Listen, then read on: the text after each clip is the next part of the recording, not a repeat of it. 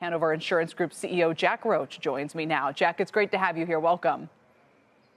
Good afternoon, Kelly. Thanks for having me back. You know, you guys are one of these, like, you're the hero to the shareholders and the villain to the premium holder, I guess. So maybe you can tell us how tariffs are now going to potentially continue or worsen those trends. Yeah, I think everyone is paying attention to the tariff situation and the fluidity of it.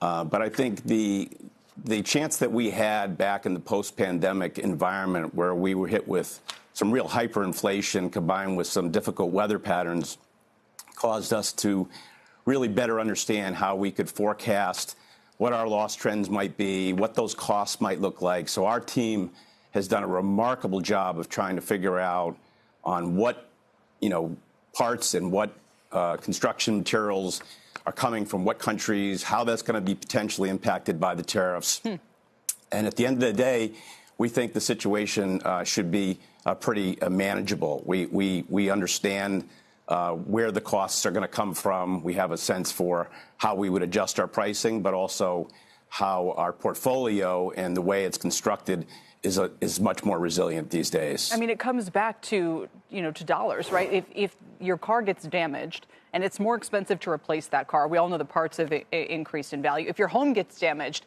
and it's more expensive to replace that damage, and also not to mention all the jury verdicts and so forth have created the social inflation insurers are dealing with, when does that tide turn? Has it peaked? Does it get better from here, or are we going to continue, to get sticker shock when we open those letters in the mail that say, hey, your premiums are about to go up by 30%? Well, time will tell. I think, I summarize it as the world is getting riskier, and so we're having to insure against a riskier environment. But I really believe that the better insurance companies can anticipate those trends, can react to those trends, can diversify their earnings stream such that they don't have to be as abrupt as much as the less capable companies are.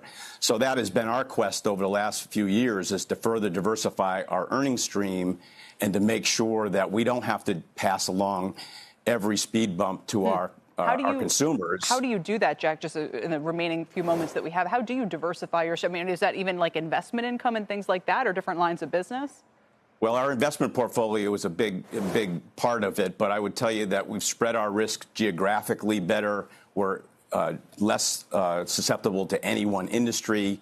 We have a better line of business spread, so property versus casualty.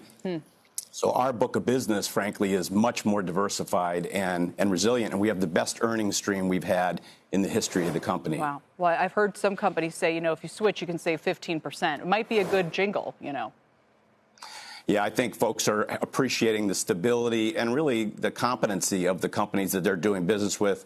And we do business with the independent agency channel, as you know. Yes. And having a really good trusted advisor is a big part of the solution these days. Indeed.